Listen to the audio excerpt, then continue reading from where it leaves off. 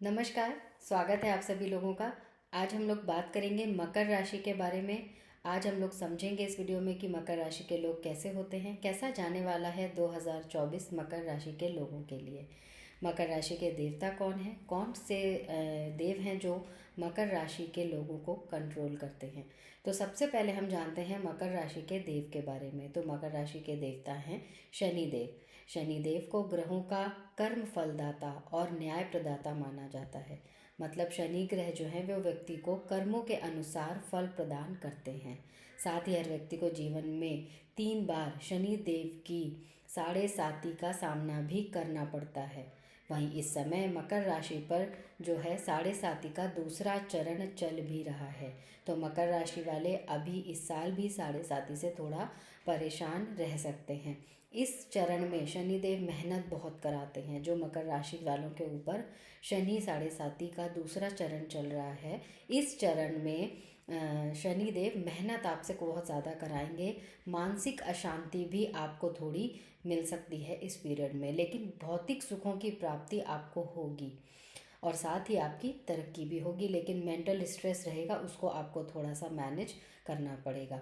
मकर राशि की गोचर कुंडली में अगर हम ग्रहों की स्थिति देखें तो गोचर कुंडली में लग्न भाव में कोई ग्रह नहीं है। वहीं दूसरे भाव में खुद आपकी राशि के स्वामी शनि देव हैं और तीसरे भाव में राहु और चतुर्थ भाव में गुरु बृहस्पति हैं। तो इस साल मई में अब गुरु ग्रह पंचम भाव में आ जाएंगे और आपकी इच्छाओं की पूर्ति इस साल होने लग जाएगी। साथ ही सभी कार्य भी आपके धीरे धीरे बनने लगेंगे। आपके चतुर्थ भाव में राहु और गुरु का चांडाल दोष बना हुआ था, जो इस साल हट गया है। इसलिए जनवरी से आपको गुरु बृहस्पति शुभ प्रदान करने की स्थिति में आ चुके हैं। साथ ही शनिदेव धन स्थान में बैठकर धन लाभ भी कराएंगे। राहु ग्रह तीसरे भाव में बैठकर आपको साहस और पराक्रम में वृद्धि कराएंगे। काम कारोबार की हम बात करें तो इस साल आप कोई नया काम शुरू करना चाहते हैं अगर, तो आप कर सकते हैं, लेकिन मई के बाद। अभी अगर आप करने की सोच रहे थे तो आप शुरू ना करें। मई के बाद अगर आप करेंगे तो वो काम आपका बहुत अधिक सफल होगा, क्योंकि 1 मई को गुरु आपके पंचम भाव में संचरण करेंगे। तो नौकरी पेशा लोगों को नौकरी बदल सकती है इस दौरान। कारोबार जो लोग करने की नई सोच रहे हैं उनके लिए समय बहुत अच्छा रहेगा। और अगर आप कहीं पर नौकरी कर रहे हैं और प्रमोशन होने की आपकी कुछ उम्मीद आपको दिख रही थी या इंक्रीमेंट होने के, तो ऐसे योग काफ़ी हद तक बन रहे हैं। तो आपको ये चीज़ें मिलेंगी। आपको किस्मत का साथ भी इस बार मिलने वाला है, क्योंकि गुरु की दृष्टि भाग्य भाव पर, इनकम और लग्न भाव पर रहने वाली है। तो ये तीनों ही जो दृष्टियां हैं गुरु की आपके लिए फेवरेबल रहेंगी। इसलिए इस समय आपको आकस्मिक धन लाभ भी हो सकता है और आय में वृद्धि भी हो सकती है। अगर 2024 में हम देखें तो 24 आपको 23 के मुकाबले काफ़ी अच्छा रहेगा। इस साल आपको नौकरी और काम में तो लाभ मिल ही रहा है, व्यापार भी अच्छा चलेगा और धन लाभ होगा। लेकिन साथ ही साथ अप्रैल के बाद आपको वाहन या प्रॉपर्टी खरीदने के योग भी बन रहे हैं। तो आप ऐसा भी खरीद सकते हैं, कोई प्रॉपर्टी ले सकते हैं या बेच करके आपको उससे अच्छा धन प्राप्त हो सकता है। बैंक बैलेंस में आपके बढ़ोतरी होती दिखती है। और इस साल अगर कोई आप जुआ सट्टा या कोई ऐसा खेलता है, कोई भी जातक ऐसा करता है, तो इन चीज़ों से बिल्कुल दूर रहें, क्योंकि इसके लिए समय बिल्कुल भी अच्छा नहीं है इस साल। छात्रों के लिए 2024 सफलता भरा साबित होगा। वहीं गुरु जब 1 मई को पंचम भाव में आएंगे तो विदेश लाभ भी होगा। कोई उच्च शिक्षा में एडमिशन भी ले सकते हैं। साथ ही आपके इस समय नंबर अच्छे आएंगे। पिछली बार आपको पढ़ाई में जो परेशानियां हुई हैं उनसे आप बाहर निकल के आएंगे।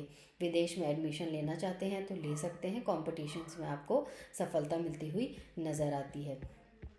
प्रेम संबंधों को लेकर 2023 आपका बहुत अच्छा नहीं रहा है, लेकिन इस साल आपके संबंधों में सुधार होने की पूरी संभावना है। आप लोगों के वैवाहिक जीवन और ऑफिस में जो तनाव, स्ट्रेस का सामना आपको करना पड़ रहा था, उससे आपको अब छुटकारा मिलेगा। वहीं अप्रैल के बाद प्रेम के और लव मैरिजेस जिनको करनी है उनके लिए भी बहुत अच्छे योग बन रहे हैं। शादीशुदा लोगों के लिए समय बहुत ज़्यादा खुशनुमा रहने वाला है।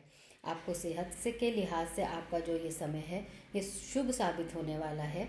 सेहत को लेकर कोई बहुत बड़ी परेशानी नहीं है, लेकिन कुछ ऐसे महीने हैं जिनमें आपको सावधान रहना चाहिए। मतलब 1 जनवरी से 15 जनवरी तक सेहत का ध्यान रखना है, वहीं 15 अगस्त से लेकर के 15 सितंबर तक आपको स्वास्थ्य का ध्यान रखना है, सावधानी बरतनी है बहुत ज़्यादा। वहीं दिसंबर के महीने में भी आपको थोड़ा सा सावधानी बरतने की आवश्यकता है, क्योंकि यहाँ पर आपको पेट से रिलेटेड प्रॉब्लम्स हो सकते हैं। शनि साढ़े साथी का जो पीरियड होता है वो स्ट्रगल देने वाला तो होता ही है, लेकिन पहला चरण शनि साढ़े साथी जब शुरू होती है तो सर से शुरू हो कर के फिर उदर से और फिर पैर तक पहुंचती है। तो अभी आपका जो शनि साढ़े साथी का दूसरा चरण चल रहा है, पहला चरण हमारे सिर पे है, फिर उदर पे है और फिर पैर पर है। तो आपके उदर पर है तो आपको उदर से रिलेटेड परेशानियां होने की संभावना है, गैस्ट्रिक इश्यूज होने की संभावना है, डाइजेशन प्रॉब्लम होने की संभावना है, या हो सकता है कि आपको कुछ पेट में गड़बड़ी दिखती हो, आपको परेशानी होती हो, लेकिन डॉक्टर उसको डायग्नोज ना कर पाएँ, ऐसी स्थिति भी बन सकती है। नर्व से रिलेटेड प्रॉब्लम्स भी आपको हो सकती हैं। तो इन चीज़ों का आप थोड़ा सा ध्यान रखिए। और इसके अलावा समय अच्छा है, पिछले साल से 2023 से अच्छा है। कारोबार, पढ़ाई, कंपटीशन और आपकी ग्रोथ के लिए ये शनि साढ़े साथी का दूसरा चरण आपके लिए अच्छा रहने वाला है। तो बाकी इन चीज़ों का आप ध्यान रखिए। उपाय के तौर पर आपको भगवान शिव की आराधना पूरे साल करनी चाहिए। साथ ही सोमवार के दिन आपको शिवलिंग पर कच्चा दूध और शहद चढ़ाना चाहिए। पूरे साल आपको हनुमान चालीसा का पाठ करना ही करना है।